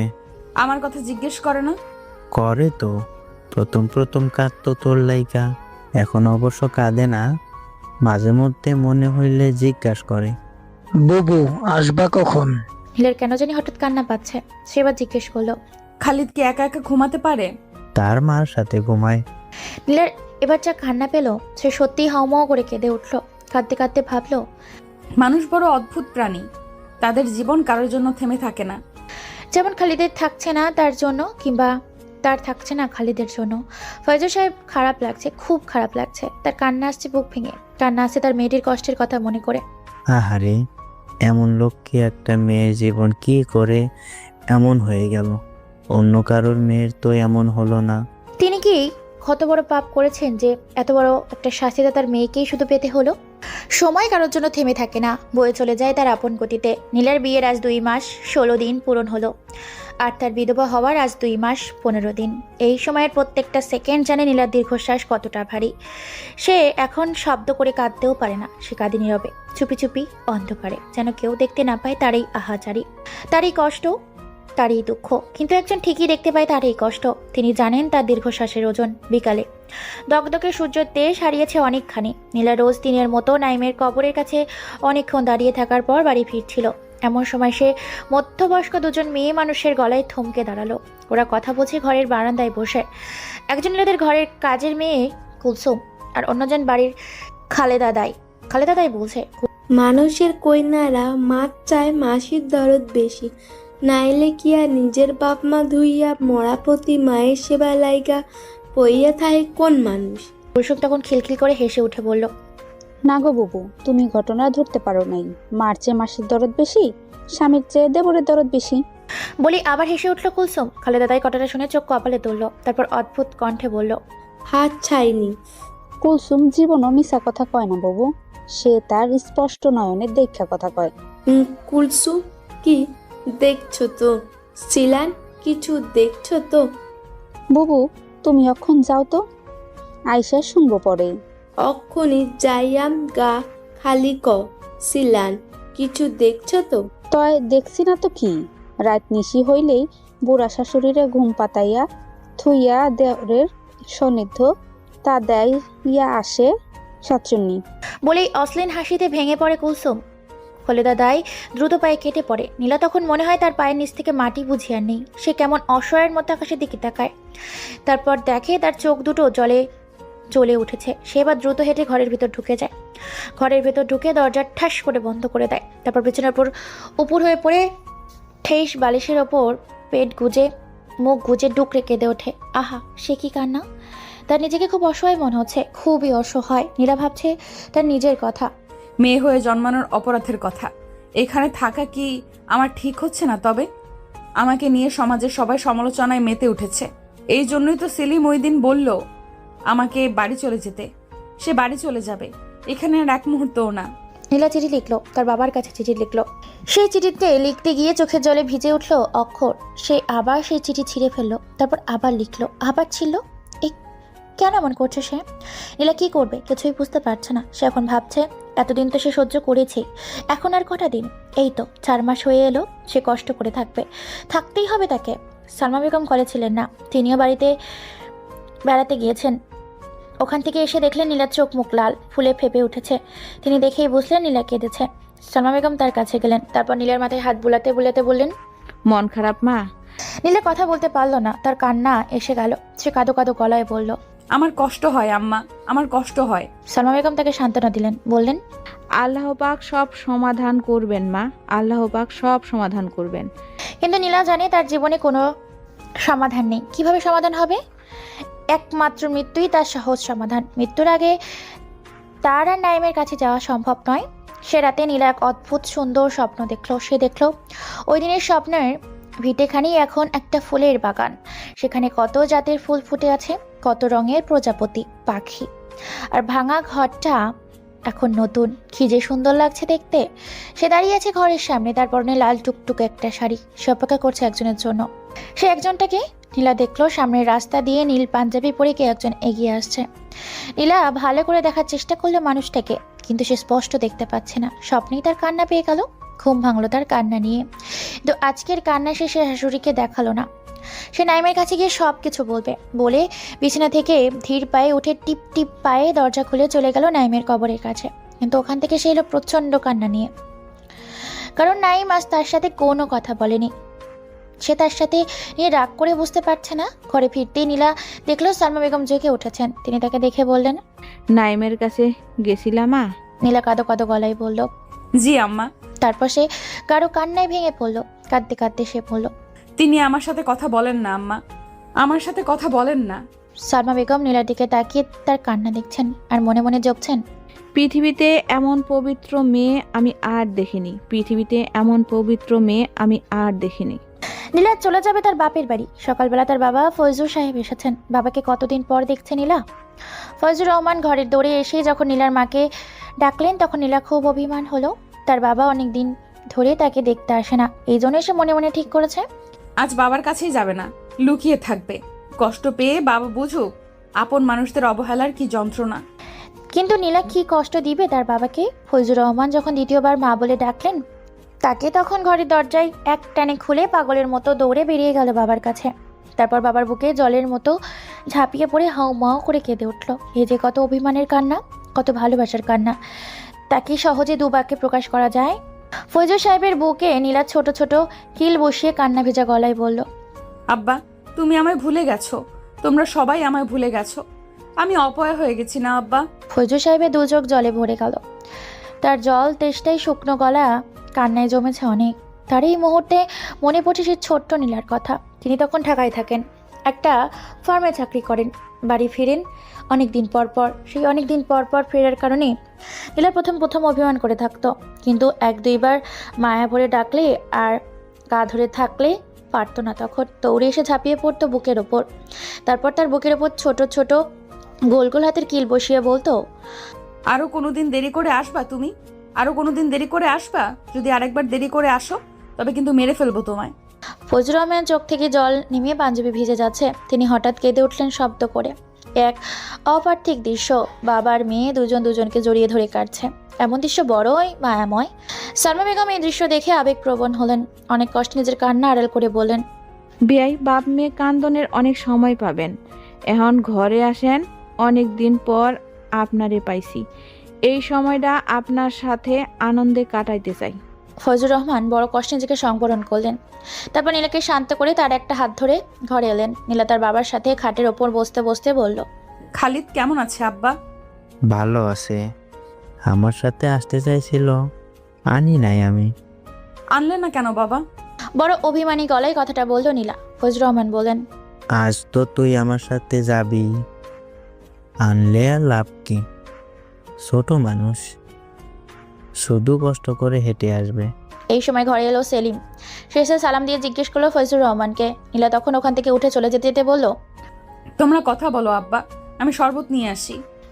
নীলা উঠে যেতেই শরবত নিয়ে এলেন সালমা বেগম। তিনি এসে শরবত দিয়ে আবার চলে গেলেন। ফজলুর রহমান শরবত খেয়ে ট্রের ওপর শূন্য গ্লাসটা রাখতে রাখতে বললেন, জমিনে ধানের সাজ কেমন হলো গো বাবা? পোকা টোকা তো ধরে নাই? সেলিম বলল, না, তালই সব আলহামদুলিল্লাহ, ধানের সাজ ভালো। এখন একটু বৃষ্টি হলেই অনেক ভালো ধান হবে। ফজলুর রহমান হাসলেন, হেসে বললেন, আজ তো নীলাকে নিয়ে চলেই যাব। তুমি মাঝে মধ্যে বিয়ান সাহেবকে নিয়ে বেড়াবা আমাদের বাড়িতে।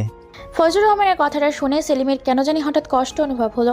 এই এতদিন ধরে নীলা এখানে থাকায় সে তাদের ঘরের একজন হয়ে উঠেছিল, আর এখন চলে যাবে এই কথা ভেবেই তার কষ্ট হচ্ছে। তার এখন মনে হচ্ছে পৃথিবীটা ভীষণ অদ্ভুত এক জায়গা। এমন মানুষের জীবনটা আরো বড়ই অদ্ভুত। আর যদি তার ভাই বেঁচে থাকতো তবে নীলা এখানেই থাকতো, কোনোদিন চলে যেত না। তার ভাইয়ের ছোট ছোট ছেলে মেয়ে হতো, সে ছেলে মেয়েরা তার হাত ধরে গুটি গুটি পায়ে হেঁটে হাঁটতে হাঁটতে ডাকতো কাকা কাকা বলে। আহারে, এমন কেন হলো তবে? তারপর সেলিম ফজলুর রহমানের নিয়ে গেল নাইমের কবরের কাছে। কবরটা কেমন পুরনো হয়ে দেখাচ্ছে, কবরের ভেতর শ্যাওলা জমেছে, লতাপাতাও বেড়ে উঠেছে কিছু। সেলিম কবরের বেড়ায় হাত দিয়ে হাউমাউ করে কেঁদে উঠল। ফজলুর রহমান তাকে জড়িয়ে ধরলেন, ভেজা গলায় বললেন, কাইন্দ না বাপ, ভাইয়ের আত্মায় কষ্ট পাইব। সালমা বেগম চুপ করে আছেন, একটা কথাও বলছে না। তার চোখ টলমল করছে জলে। নীলা অনেকক্ষণ ধরে দাঁড়িয়ে আছে তার শাশুড়ির কাছে। সে কাপড় চোপড় পরে প্রস্তুতি নিয়েই দাঁড়িয়ে আছে। সালমা বেগম অনুমতি দিলেই সে ঘর থেকে বের হয়ে স্বামীর কবর হয়ে একেবারে বাপের বাড়ি চলে যাবে। কিন্তু শাশুড়ির যে অনুমতি মিলছে না, তিনি কথাই বলছেন না। নীলা তার পায়ের কাছে বসে বলল, আম্মা, আপনি গিয়ে কদিন পর পর আমায় দেখে আসবেন। আপনাকে না দেখে আমি থাকতে পারবো না। সালমা বেগম কেঁদে উঠলেন, হাউমাউ করে কেঁদে উঠলেন। তিনি এবার জড়িয়ে ফেললেন নীলাকে। তারপর বললেন, তুমি আমার বউ না মা, তুমি আমার মাইয়া, আমার লক্ষ্মী মাইয়া। মাগো, তোমারে ছাড়া আমি থাকবাম কেমনে? আমার ঘর দোর অন্ধকার হইয়া যাইব গো মা। নীলাও কাঁদছে, তার শাশুড়িকে জড়িয়ে ধরে কাঁদছে। তারপর তারা গেল বাড়ির পেছনে নাইমের কবরের কাছে একসাথে কাঁদতে কাঁদতে। নীলা গিয়ে কবরের ভেতর থেকে এক মুঠো মাটি হাতে নিয়ে গুঁড়ো করে সারা গায়ে মেখে নিল। তারপর বলল, আপনাকে আমি সঙ্গে করে নিয়ে যাচ্ছি। আপনি এখন থেকে সব সময় আমার সাথেই থাকবেন। এই দৃশ্য দেখে সালমা বেগম চিৎকার করে কেঁদে উঠলেন। যেন পৃথিবীতে এমন বেদনার দৃশ্য আরেকটি নেই। নীলা চলে যাওয়ার সময় সালমা বেগম এর পা ছুঁয়ে সালাম করলো। সালমা বেগম তাকে টেনে নিলেন নিজের বুকে নিয়ে তার পিঠে হাত বুলিয়ে দিতে দিতে বললেন, আমারে ভুইলা যাবা না তুমি? নীলা ভেজা গলায় বলল, কোনোদিন না আম্মা, আমি ভুলতে পারবো না। বলেই কেঁদে ফেললো এবং কাঁদতে কাঁদতেই বাড়ির পথ ধরল নীলা। নীলা বাড়ি ফেরার 3 দিন পরেই তার শাশুড়ি চলে এলেন তাদের বাড়িতে। ফজলুর রহমান তাকে দেখে অবাক হয়ে গেলেন। নীলা এসেছে মাত্র 3 দিন হয়েছে, এর মধ্যেই তিনি হঠাৎ চলে এলেন কেন? জাহানারা বেগম ঘরের রোয়াকে বসে নীলার মাথায় বিলি কেটে দিচ্ছেন। দীর্ঘদিন চুলের যত্ন না নেওয়ায় কেমন ধূসর হয়ে আছে তার চুলগুলো, অথচ ঘরে থাকতে এই চুলের কি যত্ন নিত নীলা। পরিপাটি হয়ে সেজেগুজে থাকতো সবসময় সে। নীলা চুলের ভেতর তেল চুবিয়ে রাখা আঙুল চালাতে চালাতে তাকে আদরে গলায় বকাঝকা করছেন তিনি। কি হাল করে রাখছে দেহ চুলের। তোর শাশুড়ির কি তেল কিননের পয়সা নাই? মার এসব আহ্লাদি গলায় রাগ করা উচিত নয়, কিন্তু নীলা রাগ উঠে যায়। তার মুখে কেমন ভার হয়ে থাকে। জানারা বেগম তার আবার মাথায় আস্তে করে চাটি মারেন। তারপর বলেন, শাশুড়ির জন্য একেবারে বিরাট দরদ হয়ে গেছে, কিছুই বলা যায় না। মুখ ভার করে ফেলেছেন তিনি। জগতে এমন শাশুড়ি আর নাই। কিপটে একটা শাশুড়ি, তার জন্য এত দরদ। নীলা এবার কথা বলে, যে চাপা গলায় বলে, আম্মা, তিনি কিপটে না, তার মন কত বড় তুমি জানো না? আমার চেয়ে বড়? জানি না। জাহানারা বেগম অনেকক্ষণ চুপ করে থাকেন। তারপর বলেন, তোর বড় মামা একটা আলাপ করেছিল, ছেলে প্রাইমারি স্কুলের শিক্ষক, বয়স কম, স্ত্রীর সন্তান যোগে মারা গেছে। নীলা চুপ করে রইল। তার ভেতরটা কেন জানি হঠাৎ নাড়া দিয়ে উঠল। বুক ভেঙে কান্নায় সে যেতে চাইছে খুব। সে দ্রুত আঁচলে মুখ ঢাকলো। জাহানারা বেগম লক্ষ্য করে বললেন, মোকামে এভাবে তো দিন যাবে না। মেয়ে হয়ে জন্মেছিস, একা একা তো আর জীবন কাটবে না। আমরা কদিন বাঁচবো বল? নীলা আঁচলে মুখ ঢেকে কেঁদে ফেলে। জাহানারা বেগম তাকে কাছে টেনে নেন। তারপর ভেজা গলায় বলেন, কপাল, সব কপাল রে মা, নইলে ওই দিন কেন ঘটে তোর? নীলা তার কান্না মাখা গলায় বলে, পারবো না আমি আম্মা, এনারে ভুলে গিয়ে নতুন কাউরে। জাহানারা বেগম আর কোনো কথাই বলেন না। তার নিজেরও খুব কান্না এসে যায়। তাই তিনি কান্না লুকাতে কৌশল করে এখান থেকে উঠে রান্নাঘরের দিকে চলে যান। তারপর কাঁদেন, লুকোচুরি করেই কাঁদেন। খালিদের সাথেও উঠোনে বসে নীলা গল্প করছে। ছেলেদের কি যে রাগ, তার অভিমান ছিল তার বোনের প্রতি। সে তো প্রথম কথাই বলতে চায়নি, সে একেবারেই বলিয়ে দিয়েছে। যে আমায় একা রেখে চলে যায় তার সাথে কথা বলি না আমি। তারপর নীলা তাকে কত করে যে রাগ ভাঙিয়েছে। খালিদ একটা কাঁঠাল পাতা কুড়িয়ে এনেছে। সে সেই পাতা নিয়ে নীলার কাছে এসে বলল, বুবু কাঁঠাল পাতা খাই। নীলা তাকে কাছে টেনে নিয়ে বলল, তুই কি ছাগল? খালিদা তখন ভীষণ ডাক পেয়ে বসে। সে তেড়ে যায় নীলার দিকে, বলে, তোমার জামাই ছাগল। নীলার শূন্য বুকটা কেমন ধক করে কেঁপে উঠল, চোখ ছলছল করে ওঠে নোনা জলে, পায়ের নিচের মাটি সরে যেতে থাকে দূরে। খালিদ তার বোনের ফ্যাকাশের মুখটার দিকে তাকিয়ে থাকে আর তাকিয়ে থাকেই এক দৃষ্টিতে।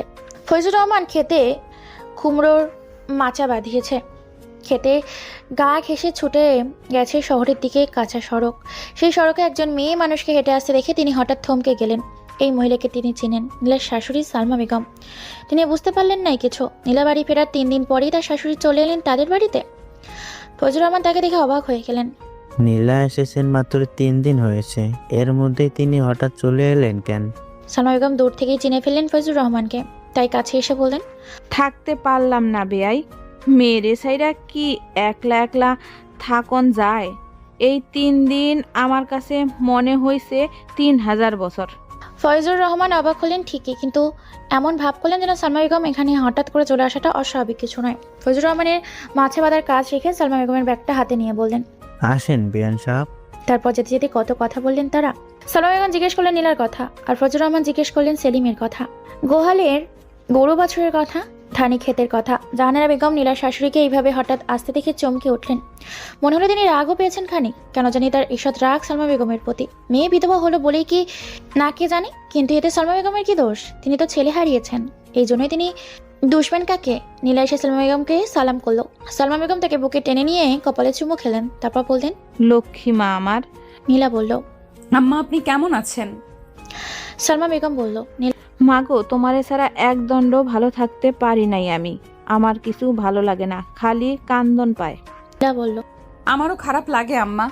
সালমা বেগম বললেন, তোমারে সাথে নিয়ে যাইতাম মা, আমি তোমারে ছাড়া থাকতে পারতাম না আমি। চুপ হয়ে যায়। সে জানে তার বিয়ের আলাপ হচ্ছে, তার মা ওখানেই বিয়ে দিতে চাইবেন তাকে, কিন্তু নীলার বিয়ে করার ইচ্ছে নেই মোটে। সে যে নাইমকে ভালোবাসে। সালমা বেগম বললেন, যাইবা না মা আমার সাথে? নীলা বলতে চাইছিল কিছু একটা, এর মধ্যে জাহানারা বেগম এসে গেলেন এখানে। তিনি এসে বললেন, বিয়ান সাহেব, মেয়ের বিয়ের আলাপ আসছে একটা, পছন্দ হলে হয়ে যাবে বিয়েটা। সালমা বেগম হঠাৎ যেন আঁতকে উঠলেন। তিনি কি বলবেন বুঝতে পারছেন না। তার চোখ কেমন ছলছল করে উঠেছে জলে। মুহূর্তেই বুঝে গিয়েছে নীলার প্রতি তার কোনো অধিকার নেই এখন আর। তিনি কি আর জোর করতে পারেন নীলাকে নিয়ে যাওয়ার জন্য? তবু একবার তিনি বললেন, বৌমারে ছাড়া আমি থাকবাম কেমনি? কথাটা বলেই কেঁদে উঠলেন সালমা বেগম। জাহানারা তখন তাকে বুঝিয়ে বললেন, বোন, কি বলবেন, সব কপাল। সেলিমের জন্য ঘরে বউ আনলেন। অনেক বউ কাছে থাকলে নীলার কথা অতটা মনে পড়বে না, আর মনে পড়লে মাঝে মধ্যে এসে নীলাকে এসে তার শ্বশুর বাড়িতে দেখে যাবেন। সালমা বেগম সেলিমের নামটা শুনে বলতে চেয়েছিল, সেলিমের লইগা যদি বৌমারে রাইখা দেই। কিন্তু এই কথাটা বলতে গিয়ে তার কেমন বাঁধল। মনে মনে তিনি ভাবলেন, নীলা যদি এটা মেনে না নেয় তখন? রাতে সবার সাথে খাবার খেতে বসলেন সালমা বেগম, কিন্তু তিনি দেখলেন তার গলা দিয়ে খাবার নামছে না, গলায় কাটা বিঁধে আছে এই কথাটাই। তিনি ফয়জুর রহমান সাহেবের কিংবা জাহানারা বেগমের কাছে সেলিমের সাথে নীলার বিয়ের কথাটা বলতে চান, কিন্তু নীলাকে ভয় পেয়ে বলতে পারছেন না। নীলা যদি মেনে না নেয়, তিনি কি কথাটা তুলে দেখবেন একবার? নীলা তো মানতেও পারে না। তখন ভোর সকাল, গাছের পাতা ভেদ করে ফুলের মতো ফুল উঠেছে নাল টুকটুকে দিবাকর। এই সময় জানালায় দাঁড়িয়ে একজোড়া দোয়েলের প্রণয় দৃশ্য দেখছিল নীলা, আর তার মা জানালার কাছেই মাচার দিকে বেড়ে ওঠা সবুজ পুঁইশাক তুলে রাখছিলেন তার আঁচলের পেটে। সালমা বেগম তখন আমতা আমতা করে নীলাকে বললেন, বৌমা, তুমি আমারে পছন্দ করো না মা? নীলা খানিক চমকালো, তার চোখ মুহূর্তের মধ্যেই পলক ফেললো। তারপর খানিক সময় চুপ থেকে সে বলল, আম্মা। সালমা বেগম মাথা উপরে তুললেন। নীলা আবার বলল, আম্মা আপনাকে আমি অনেক অনেক পছন্দ করি। আমি যা বলি তা শুনবা তুমি মা? আমি তোমার কাছে কিছু চাইলে তুমি তো দিবা। নীলার কথাই বললো না, সে চুপ করে রইল। সালমা বেগম ফের বললেন, আমার একটা কথা রাখবা মা, এই কথাটা রাখলে সারা জনম তোমার দাসী হইয়া থাকবাম মা। সালমা বেগম নীলার একটা হাত ধরে কেঁদে উঠলেন। নীলার খুব মায়া হচ্ছে এই মানুষটার জন্য, খুব মায়া। কারণ নিজের কোনো পছন্দের মানুষ কাঁদলে ভীষণ খারাপ লাগে, তখন পছন্দের মানুষটার জন্য নিজেও কেঁদে ফেলতে ইচ্ছা হয়। কিন্তু নীলা কাঁদলো না এবং কথাও বলল না। সে তাকালো সামনে, বাইরে মাচার ওপর বসে থাকা দুটো দোয়েল পাখির দিকে। নীলার চোখ কেমন যেন ভিজে উঠেছে জলে। সালমা বেগম কাঁদছেন। তিনি আজ নিজেকে অনেক বড় অসহায় মনে করেছেন। নীলাকে যে তিনি অনেক ভালোবাসেন তা আগে অতটা টের পাননি তিনি, কিন্তু এখন তাকে হারানোর ভয়ে বুঝতে পেরেছেন নীলাকে তিনি অনেক বেশিই পছন্দ করেন। তাকে ছাড়া তিনি কিছুতেই থাকতে পারবেন না। সালমা বেগম আবার বললেন, বৌমা তোমারে আমি নিয়ে যাইবো মা, সাথে কইরা নিয়ে যাইবো। জাহানারা বেগম বাইরে থেকে সবকিছুই লক্ষ্য করেছেন, শুনেছেন। মনে মনে ভীষণ তিনি রাগও পাচ্ছেন, কিন্তু সেই রাগ তিনি প্রকাশ করলেন না। সালমা বেগম অবশ্যই সব খেয়ালও করছেন না। তিনি নীলার পাশে জানলার সামনে দাঁড়িয়ে ডাকলেন, বেআইন। জাহানারা বেগম তাকালেন। সালমা বেগম এবার বললেন, সেলিমের লাইগা বৌমারে আমি নিয়ে যাইবো। জাহানারা বেগম কিছু বলার আগেই নীলা ওখান থেকে দৌড়ে চলে গেল ঘরের ভেতর। জাহানারা বেগম খানিক সময় চুপ থাকলেন, তারপর বললেন, আপনার বিয়ের সাথে আলাপ করবেন? এইসবে আমি নাই। সালমা বেগম কেমন আশা আশা লাগছে, কেন জানি তার মনে হচ্ছে ফয়জুর রহমান অমত করবেন না এতে। একলা ঘরে দরজা বন্ধ করে দিয়ে বালিশে মুখ লুকিয়ে কাঁদছে নীলা। তার কেন জানি হঠাৎ নিজেকে অসহায় অসহায় লাগছে। তার শাশুড়ির প্রতি খুব রাগ হচ্ছে, আবার নাইমের কথাও মনে পড়ছে খুব। কি সমস্যা হলো নাইমের মুখের অবয়ব তার স্মরণে নেই। সে তীব্র চেষ্টা করে যাচ্ছে তার মুখের অবয়ব চোখের সামনে আনার জন্য, কিন্তু আসছে না। নীলা মনে মনে ডাকলো, নাইম, এই নাইম। নাইম তার ডাকে মোটেও সাড়া দিল না। নীলা এখন ভাবছে সেলিমকে নিয়ে। নীলা জানে তার বাবা সেলিমের ব্যাপারে অমত করবেন না, কিন্তু সে ভাবছে সেলিমকে নিয়ে সে কি করে সংসার করবে। নাইমকে ছাড়া তো সে অন্য কাউকে ভালোবাসে না। সালমা বেগম অবশেষে সবকিছু খুলে বললেন ফয়জুর রহমানের কাছে। ফয়জুর রহমান শুনে বললেন, মেয়ে তো আর জীবনভর এলাকা থাকতে পারবে না, বিয়ে শাদি তো তারে দিতেই হবে। কিন্তু সেলিমের ব্যাপারে অমত করে নাকি আল্লাহ জানে। সালমা বেগম তখন বললেন, আমি যেমনেই হোক রাজি করাইবো রে, যেমনেই হোক রাজি করাইবো বেআই। ফয়জুর রহমান বললেন, দেখেন তারে বইলা দেখেন, মেয়ে রাজি হইলে তো আমার কোনো সমস্যা নাই। আমার দুঃখী মেয়েটার যদি সুখ হয় তাইলে আমার মনও একটু শান্ত হয়। সালমা বেগম নীলার দুই হাত টেনে ধরে বললেন, মাগো তোমার কাছে এই একটা আরজি আমার, তোমারে আমি হারাইতাম চাই না গো মা, তুমি রাজি হইয়া যাও মা। সালমা বেগমের চোখে টলমল করছে পানি। তিনি শক্ত করে ধরে আছেন নীলার দুটি হাত। তিনি এমনভাবে ধরেছেন যেন নীলাই একমাত্র তাকে রক্ষা করতে পারে। নীলা যেন এই বিপদের দিনে তার ত্রাণকর্তা, যেন নীলার দুটো হাত অথৈ সাগরে ভাসতে থাকা কোনো খড়কুটো, আর তিনি জলে ডুবে যেতে থাকা কোনো নাবিক। ডুবে যেতে যেতে বাঁচার জন্য তিনি আঁকড়ে ধরেছেন এই খড়কুটো। তিনি বাঁচতে চান, বাঁচতে তাকে হবেই যেভাবে হোক। নীলা ভাবলো, অনেকক্ষণ ভাবলো, কিন্তু তার মন সায় দিচ্ছে না। অবশ্যই তার কাছে এলেন ফয়জুর রহমান। তিনি এসে নীলার পাশে বসে ডাকলেন, মারে। নীলা তাকালো, তার চোখ ফোলা ফোলা। দীর্ঘ সময় ধরে কাদার জন্য এমনই হয়েছে। ফয়জুর রহমান বড় অনুনয়ের গলায় এবার বললেন, মারে, জগতে যদি কয়েকজন ভালো মানুষ থাকে তার মধ্যে তোর শাশুড়িও একজন। এই মানুষটার মনে কোনো পেঁচকোচ নাই রে মা, বড় সরল মহিলা তিনি। তোর কপাল মা, এমন একজন শাশুড়ি পাইছস। তিনি যদি তোরে তার ঘরে রেখে দিতে চান তাইলে মা অমত করিস না। নীলা সবকিছু শুনেও চুপ হয়ে আছে, কি বলবে বুঝতে পারছে না। তার মনে বারবার একটা কথাই বাজছে সুরের মতো করে, নাইমকে কি করে ভুলে যাব আমি, নাইমকে কি করে ভুলে যাব আমি। ফয়জুর রহমান আবার বলতে শুরু করলেন। তিনি বললেন, নিয়তি হলো মা পরম সত্যের নাম, এই সত্য মেনে নিতে হবে মা। সেলিমের সাথে না হইলেও অন্য কারোর সাথে তোর বিয়ে হবেই। জীবন তো আর এভাবে কাটবে না, আমরাও বেঁচে থাকবো না চিরদিন। একটু কষ্ট লাগলেও মেনে নে মা, দয়া করে মেনে নে। নীলা হাউমাউ করে তখন কেঁদে উঠল। বাবাকে সে না বলতে পারবে, বাবাকেও সে যে প্রচন্ড ভালোবাসে। অবশেষে নীলা রাজি হলো, যদিও তার মন সায় দিচ্ছে না, কিন্তু বাবা আর শাশুড়ির মন ডাকতে তাকে রাজি হতে হলো। এছাড়া আর কোনো উপায়ও ছিল না যে তার।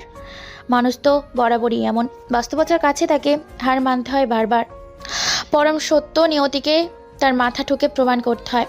আজ নীলার বাসর না, প্রথম বাসর নয়, এটা তার দ্বিতীয় বাসর, কিংবা প্রথম দ্বিতীয় বলে কোনো বিশ্লেষণই নেই, এটা তার শুধুই বাসর। অবশ্য প্রথম বাসরের মতো অত সেজে গুজে বসে আছে না এখন। মুখে কোনো রং মাখিনি, কানে হাতে দামি ফুল চুড়িও নেই, তাই সাধারণ একটা শাড়ি পরে বসে আছে সে। অপেক্ষা করতে আজ তার খুব ভালো লাগছে। তার মনে হচ্ছে এই অপেক্ষাতেই জীবন কেটে যাক, সেলিম আর না আসুক এখানে, সে একাই বেশ থাকবে। কিন্তু সেলিম এসে গেছে, দরজায় টোকা দিয়েছে পরপর 3 বার। নীলা দরজা খুলে দিল। সে ভেতরে এসে লজ্জিত মুখে নিচের দিকে তাকিয়ে বলল, একটা বালিশ আর কাঁথাটা দেন, আমি মেঝেতে শুয়ে পড়ি। নীলা খানিক সময় চুপ থাকলো, তারপর অতি কষ্টে মুখটা উপরের দিকে তুললো। সেলিমের দিকে তাকিয়ে সে হকচকিয়ে গেল। এ কি সেলিম? তার সন্দেহ হচ্ছে, কারণ তার সামনে যে দাঁড়িয়ে আছে তার চেহারার অবয়ব নাইমের, একেবারে হুবহু নাইমের। সেলিম কাঁপছে ভয়ে এবং লজ্জায়, তার মুখে প্রবল আড়ষ্টতা, দেখতে লাগছে বোকাদের মতো। সেলিম আবার বলল, বালিশ আর কাঁথাটা দিন, আমি নিচে শুব। নীলা এবার হেসে ফেললো, হেসেই বলল, আপনার জায়গা তো নিচে নয়। সেলিমও এবার হেসে ফেললো। নীলা সেই দিকে তাকালো। এ তো সেলিম নয়, নাইম। নাইমের মুখের আদল হাসি। নাইম হাসছে, সাদা মুক্তোর মতো দাঁত কেলিয়ে হাসছে। সমাপ্ত।